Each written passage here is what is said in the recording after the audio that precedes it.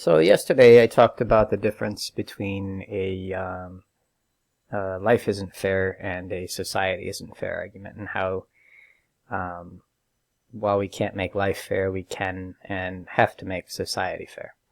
Um, Continuing in that vein to a certain extent, today we pull into the idea of social contract. Um, the idea of a social contract is that the people are expected to abide by the laws, and it's not just supposed to be a punishment system, it's also supposed to be a reward system. Um, they're also supposed to have some input on how these things unfold and what it is that's expected of them and what it is that isn't expected of them. If they don't, they're not really part of society. They're just top-down rules, and they have every reason to disobey them at every opportunity.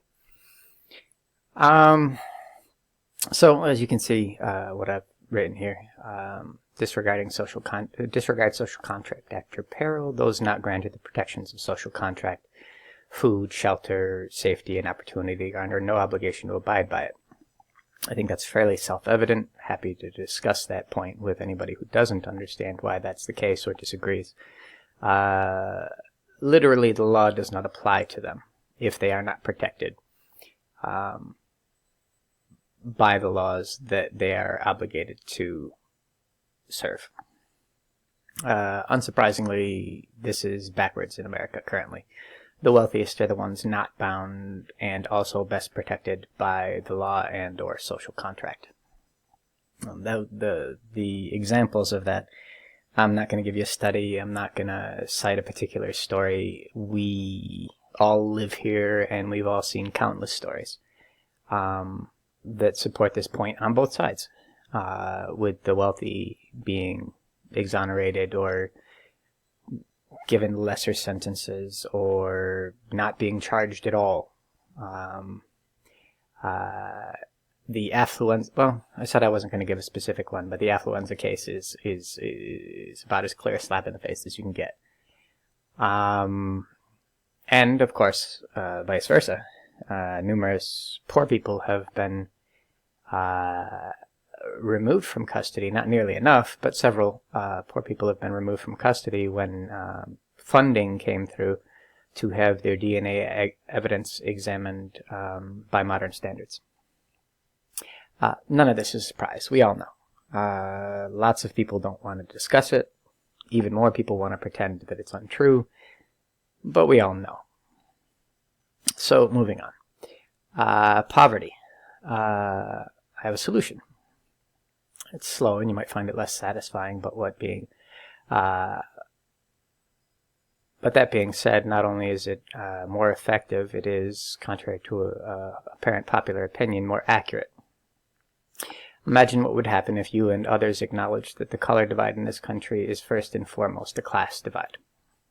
So the premise here is that we're talking about any number of social injustices. And we're talking about every social injustice except the one that is completely evident to be the primary culprit. If you remove wealth from the discussion, if you remove wealth as a variable, if you control for wealth, there is a difference, but the difference is minuscule.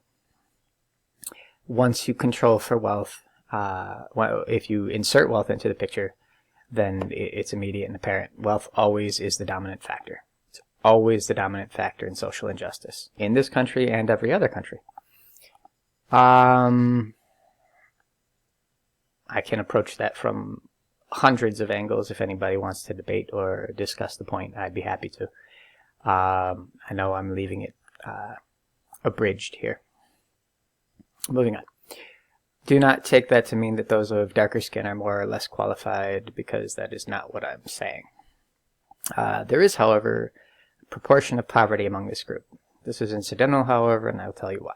America's social and economic structure requires it, and so it comes down to which group shall it be shuffled off to. Do not take this to mean that this is fair, just, or even that it ought to be Group A or Group B. On the contrary, it's incredibly unjust and should be fixed. It will not, however, be fixed by focusing on greater respect or economic opportunity for blacks or any other group. It can only be fixed by making the goal the goal for all. Anything less merely shuffles this injustice off to some other group, protected or otherwise. So the point of that statement is what we see in America and capitalism in general is a situation in which some demographic is chosen to be the whipping boy. This is what capitalism is. It has to have poverty because it seeks wealth. Whether it does this to its own people or to people abroad, it has to do this. And usually it does this to both, especially since it's already largely exhausted its external candidates. In fact, as capitalism spreads, they have less opportunities for exploitation. Socialism is fantastic for capitalism to feed off of. It's fantastic. Worse than capitalism, America could have possibly done was to try to ensure that the spread of socialism and communism didn't happen, because parasites need healthy hosts, and capitalism is a parasite. Be happy to support that point. It will be a thought of the day in the future. I have any number of these already written out in advance because, well, I finally decided that I needed to bring this to a more visible forum. Had these thoughts and had these conversations with any number of people for years, and I'm hoping to reach more people. All right, so next paragraph. None of this is to say that those of darker skin do not often have great cause to be angry and depressed. The simple fact is they do. Equally simple is that this is true for nearly every person in this country and on this planet. This is not intended to be dismissive. It is simple truth from the perspective of one who also is, but is somehow not entitled to be. In any event, if you address the wealth gap on its own merits, the logical progression would place emphasis on poverty, removing the emphasis on skin color associated with poverty. So the point there is, you're not, the people of color are not being more discriminated against in the sense that, well, frankly, it's just a dividing line. It's just a way to create division, and again, this is a point that I have expounded on that I'll drop on another day. Unity through division. You'll hear it now, you'll hear it again. If you have any interest in understanding what I'm saying about that, I'll cover that later. Several days from now. Opportunity for people of white skin isn't opportunity for people of white skin. Opportunity is opportunity for people of wealth. There is a greater preponderance of people of wealth in this country that have white skin. It is a majority white nation. That has nothing to do with the fact that, well, everybody's heard the terms trailer trash. Everybody's heard the terms white trash, and that pretty much just means poor white people. Yeah, it's not any better than the word nigger. It's the same. Anyway, moving on. Should we be fortunate enough to see progress made regarding poverty, skin color would fade into the background still further as wealth gap shrinks, both due to greater economic power and due to lesser emphasis on the arbitrary identifiers of who it is carrying said wealth. If at the point that wealth gap is relatively reasonably, you and others saw an excess of injustice surrounding skin color, you might then address it, but as it stands, it's simply not the issue, but a symptom of a much larger problem. The elephant in the room is real, and so very few want to see it. As an aside, you might also stop alienating those who would be allies. When I say allies, I actually mean allies. I don't mean servants. The current speaking points on allies in terms of minority empowerment are servants. Speaking of people as servants, disacknowledging any problem on the other side. The problem is ours, it isn't yours, and you can't speak on the point. You don't know what you're talking about. You couldn't possibly know what you're talking about because you have privilege. This is all nonsense. Also, we'll cover this in more detail, more substantiation of my point.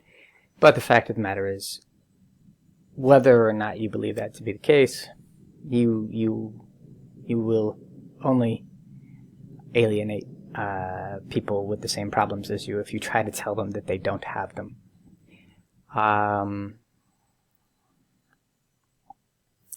And even more so if you try to tell them that they're not entitled to any redress, any correction of their problems. Right. So, living wage. If you think unskilled workers do not deserve a living wage, then you're content not to receive the work of unskilled workers, because you could not live without a living wage. They could not live without a living wage were there not subsidies to allow it. If you want to make a long, comprehensive list of all the unskilled labor that you benefit from in your day-to-day, and then tell them that you can live without. If the answer is no, you cannot, or you don't want to, then it has value. So the whole point here is the idea of, it's actually being taught in academic circles, which is repulsive, the disempowerment of labor and keeping the people, the workers, the people who actually produce everything that is produced in this country. Every good or service that's produced in this country is produced by the poor. That's not opinion, that's fact. There's exception to everything. Let me just go right off the bat with that. But exception is not the rule. Exception always exists, but it is still not the rule. Managing people is justification for a tremendous amount of the wealth creeping up the ladder instead of down. And the first thing that's cut with any business, or nearly any business, is worker wages, both in terms of the actual dollar amount per hour and the number of workers on the floor. They're always considered expendable, but without them, nothing is ever done, nothing is ever produced. This is because they don't have any power. Now, the power in question is wealth. So, of course, they don't have power because all they do is short them on wealth.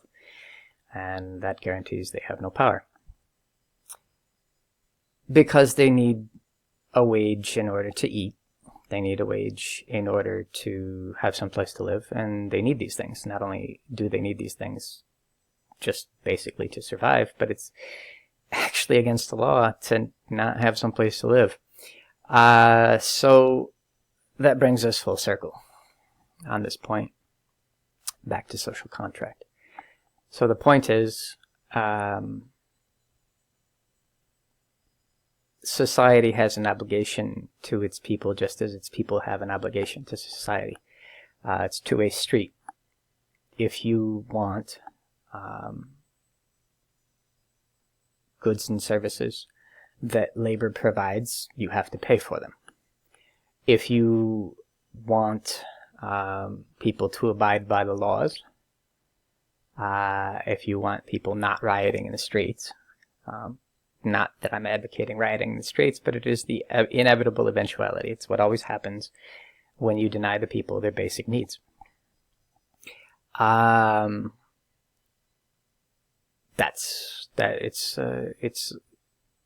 It seems so incredibly obvious, and yet here we stand looking around, and most people are making what amounts to room and board.